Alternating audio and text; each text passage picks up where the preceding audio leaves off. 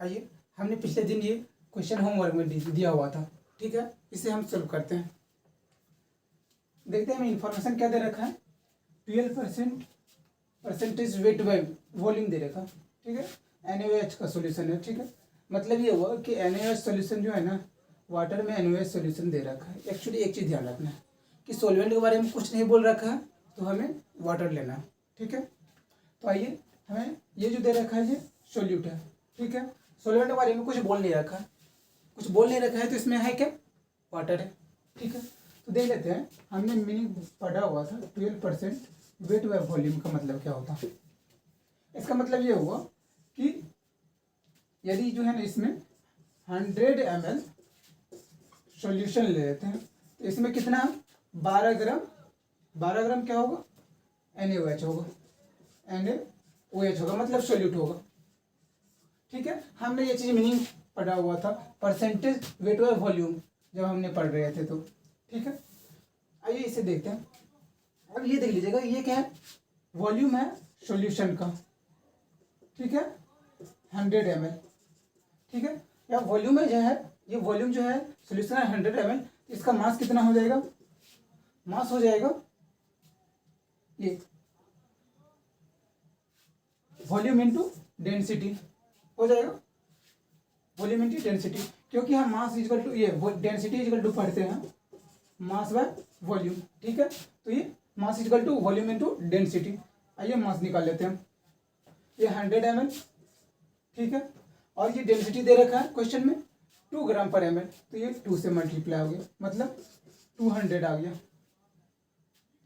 Mass of ये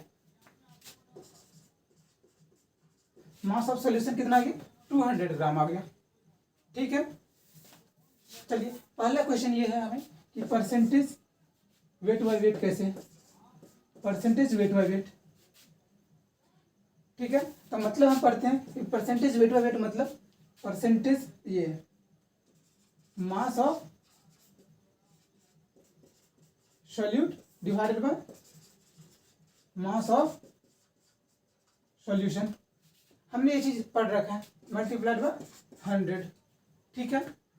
यहां से देख लेते हैं मास ऑफ सॉल्यूट कितना, 12 ग्राम, ये देखिए 12 gram divided by mass of solution कितना हो गया, 200 ग्राम, ये 200 ग्राम मल्टीप्लाइड बाय 100, ये आ गया आपका, ये आ गया, ये और ये कट गया, ये आ गया 6% आ गया, परसेंटेज वेट बाय वेट 6% आ गया, ठीक है। दूसरा कर लेते हैं मोलरिटी। ये मोलरिटी निकालने के लिए हमें एक चीज देखेगा कि सॉल्यूट्स का मोल की जरूरत पड़ेगा, ठीक है। तो चलिए, हम दूसरा क्वेश्चन है मोलरिटी निकालने के लिए हम क्या पढ़ते हैं, moles divided by volume of solution in litre, ठीक है। हमें मोल्स की जरूरत पड़ेगा। चलिए हम मोल्स निकाल लेते हैं, NaOH का मोल्स निकाल लेते हैं। तो मोल्स कितना हो जाएगा, मोल्स हो जाएगा आपका मास कितना होगा इसका, देख लेते हैं, 12 ग्राम मास है, 12 ग्राम। मोलर मास कितना होगा NaOH का, ये देखिए Na का कितना होता है 23 होता है, ऑक्सीजन का होता है 16 और हाइड्रोजन का 1, ये हो जाएगा आपका 40 am। मोलर मास निकाल रहे हैं, मोलर मास ग्राम में होता है, तो 40 ग्राम हो जाएगा, ठीक है। डिवाइडेड यहाँ पर 40, ये मोल हो जाएगा आपका 3/10, ठीक है। 4 से किया 3 टाइम्स और ये 10 टाइम्स, ठीक है। मोल्स आ गया। और ये वॉल्यूम ऑफ सॉल्यूशन हमने यहाँ पर देख लीजिए 100 ml मान रखा, ठीक है।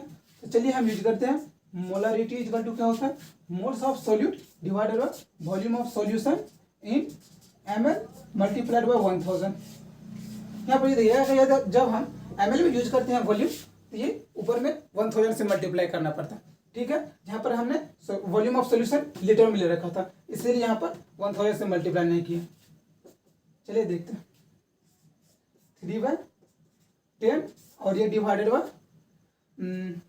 कितना 100 ml है ना, ये 100 ml एक सेकेंड, ये हो जाएगा 3/10 डिवाइडेड बाय 100, 100 मल्टीप्लाइड बाय 1000। ठीक है, ये 00 से 00 कट गया और ये 1 से ये 10 कट गया, मतलब ये आ गया मोलरिटी कितना आ गया 3 आ गया, मोलरिटी 3 आ गया। चलिए ये निकाल लिया हमने। एक काम करते हैं, तीसरा क्वेश्चन देख लेते हैं। तीसरा क्वेश्चन में क्या, मोलालिटी निकालना है। मोलालिटी निकालना, तो मोलालिटी में हमें सॉल्यूशन की मास की जरूरत पड़ता है। तो देख लेते, निकाल लेते हैं। मास ऑफ, सॉरी, मोलालिटी में हमें सॉल्वेंट की मास की जरूरत पड़ता है। तो मास ऑफ सॉल्वेंट कितना क्या हो जाएगा आपका, मास ऑफ सॉल्वेंट कितना हो जाएगा, mass of solution minus mass of solute. ठीक है, ये देखिएगा मास ऑफ सॉल्यूशन कितना है, मास ऑफ सॉल्यूशन ये 200 ग्राम है, 200 ग्राम माइनस मास ऑफ सॉल्यूट ये देखिए 12 ग्राम है, ये 12 हो गया, कितना आ जाएगा, ये हो जाएगा 188 ग्राम। ठीक है, हमने मोल्स निकाल रखे हैं। मोल्स ऑफ सॉल्यूट कितना निकाले हैं, ये देखिएगा मोल्स ऑफ सॉल्यूट यहाँ पर निकाले हुए हैं 3/10। ठीक है, हमें पता है कि मोलालिटी इक्वल टू क्या होता है, मोलालिटी इक्वल टू क्या होता है, मतलब स्मॉल m इक्वल टू क्या होता है, moles of solute divided by mass of solvent in gram multiplied by 1000। ये देखिएगा यहाँ पर यदि केजी में यूज करते हैं तो ऊपर में 1000 से मल्टीप्लाई नहीं करते हैं, लेकिन जब हम यहाँ पर ग्राम में यूज करते हैं तो 1000 से मल्टीप्लाई करते हैं। चलिए पुट करते हैं, कितना है moles of solute 3/10 divided by mass of solvent, mass of solvent 188 multiplied by 1000। ये देखिए इसको रीअरेंज करें, 3/188 मल्टीप्लाइड बाय 10 और जो ऊपर में मल्टीप्लाइड बाय 1000, ये 10 से 10 गया, मतलब ये आ गया 300 डिवाइड बाय 180। ठीक है,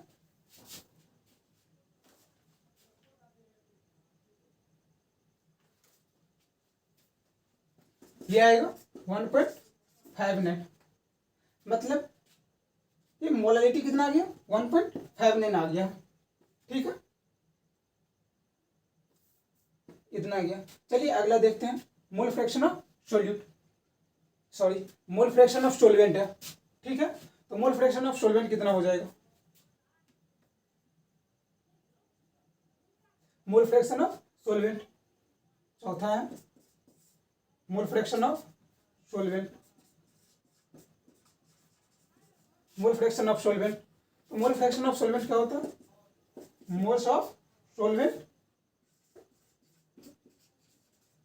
डिवाइडेड बाय टोटल मोल्स। ठीक है, तो हमने क्या किया, हमने किया क्या, सॉल्यूट का ये सॉल्यूट्स का मोल निकाल रखे हैं यहाँ पर 3/10। चलिए सॉल्वेंट का मतलब वाटर का निकाल लेते हैं। हमने अब ये कहा था कि सॉल्वेंट के बारे में यदि नहीं बोला होगा तो हमें वाटर लेना है। ठीक है, तो मास निकाल रखे हैं हम वाटर का 188 डिवाइडेड बाय मोलर मास कितना होता है वाटर का, ये देखिएगा हाइड्रोजन का 2 और ऑक्सीजन का 16, ये हो जाएगा 18 ग्राम, मोलर मास वाटर का 18 ग्राम।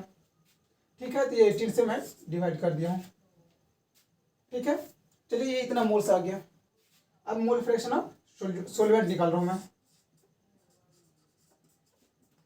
मोल फ्रैक्शन ऑफ सॉल्वेंट क्या होता है, मोल्स ऑफ सॉल्वेंट मतलब ये 188 डिवाइडेड बाय 18 और ये डिवाइडेड बाय कितना हो जाएगा, moles of solvent, total moles.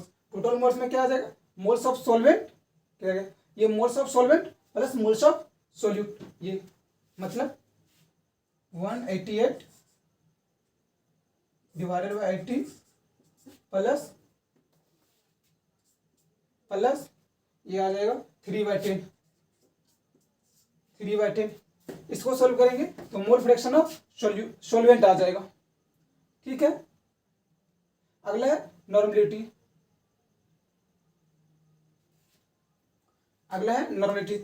चलिए ये तब तक नोट कर लीजिए।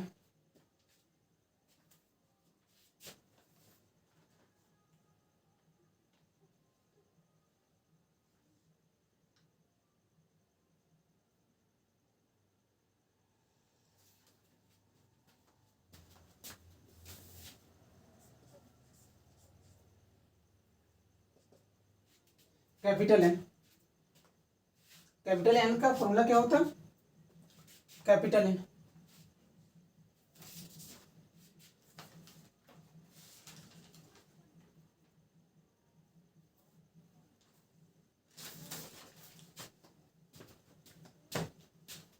सीधा हम निकाल सकते हैं, हमने पढ़ा हुआ था, यहीं पर देख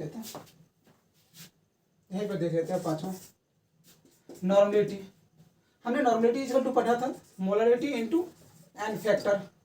ठीक है, NaOH का इसका एन फैक्टर जो होता है ये 1 होता है। NaOH का ये एन फैक्टर 1 होता। ठीक है, चलिए normality equal to molarity into 1, मतलब NaOH का नॉर्मलिटी इक्वल टू मोलरिटी के बराबर होगा। मतलब हमने यहाँ पर नॉर्मलिटी निकाल रखा है, मोलरिटी निकाल रखा है, 3 आया है, तो नॉर्मलिटी भी 3 होगा। ठीक है, नहीं तो हमने ये फॉर्मूला जो पढ़ा हुआ था उससे भी निकाल सकते हैं। ठीक है, नोट कर लीजिएगा।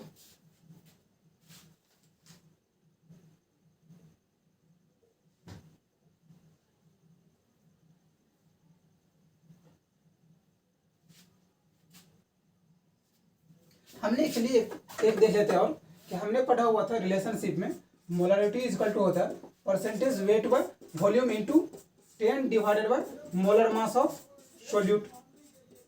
ठीक है, देखते हैं कि हमारे रिलेशनशिप जो हमने पढ़े हुए थे, रिलेशन जो पढ़ा हुआ था क्या वो काम करता है कि नहीं करता। चलिए यहाँ पर देख लेते हैं। परसेंटेज वेट बाय वॉल्यूम दे रखा है हमें क्वेश्चन में 12, ये 12। ठीक है, और ये 10 से मल्टीप्लाई करना है हमें, 10 से divided by molar mass of solute. Molar mass of solute कितना है हमने यहाँ पर निकाला है NaOH का ये 40, NaOH का मोलर मास निकाला है यहाँ पर, ये देख लीजिए NaOH का 40 निकाला है डिवाइडेड बाय 40।